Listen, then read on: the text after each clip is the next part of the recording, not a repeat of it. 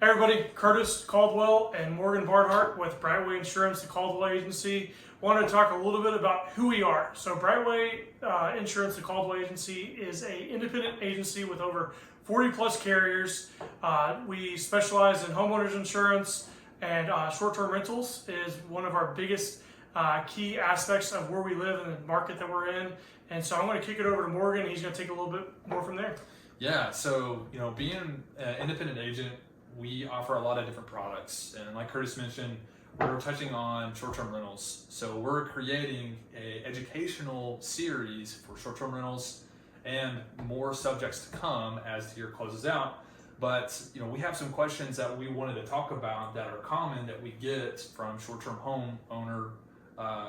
So first, Curtis, you want to tell us where we're at today, and then I've got some questions. Yeah. So we are actually at a short-term rental. It's actually a customer of ours called Magnolia. It's in Dahlonega, Georgia.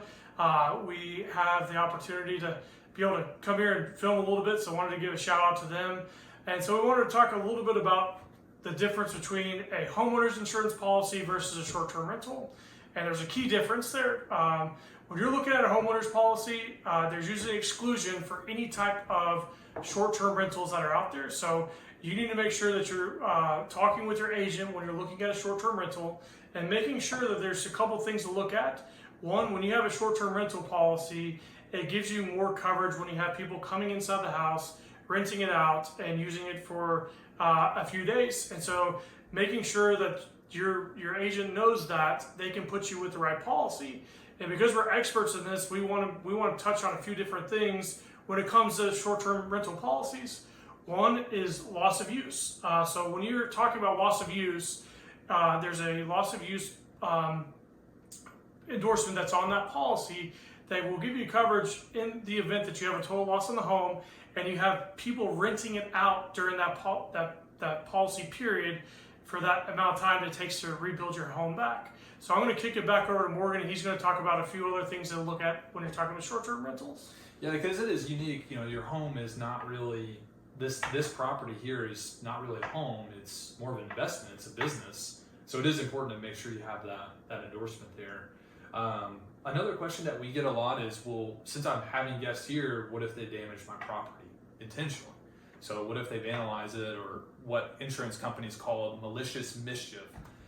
So what if that takes place? Well, your normal homeowner's policy is not going to cover that. Intentional damage is excluded for your homeowner's policy. So it's important that when you do go about setting up insurance for this type of risk, to include that endorsement. And there's several carriers out there that will specifically name that type of peril or cause of loss for short-term rentals. So that's a big question that we get a lot. Another big question that we get is discounts. How does that vary from homeowners to the short-term rental? Well, a lot of them are the same. You get a discount for having a new roof or new appliances. You also get a discount for your alarm systems, your fire extinguishers. Things of that nature are still applicable with your short-term rental because it still is a property and it still needs those type of things. So that's really important. Curtis, you want to finish out with some of our other questions that we have? Yeah. So another question that we get a lot is, when I'm buying a investment property, what type of name should I put it in? Are you going to put it in your personal name? Are you going to put it in your company name? Or are you going to start an LLC or a corporation? Knowing those up front is very important when you're looking at a short-term rental, because whatever the deed on the property, Q Public or any public address, is going to be very important, knowing the deed of what it's going to be placed in. Because if you're going to put it in a business name, it needs to be listed on a commercial policy. If you're going to be putting it in a personal name, it needs to be in a dwelling fire policy that we would be able to make sure we navigate that with you guys, to make sure in the event of a loss or a liability claim happening that those type of risks are covered.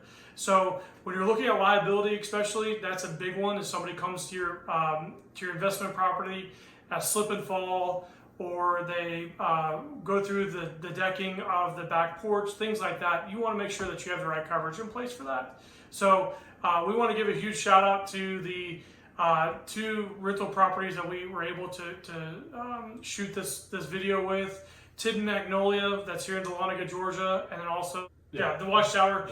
And wanted to give a huge shout out to both of those investment property owners for letting us come out to shoot this video. Morgan, do you have anything else that you want to say? I just want to say thanks for our followers and be on the lookout for more. Take care. Thanks.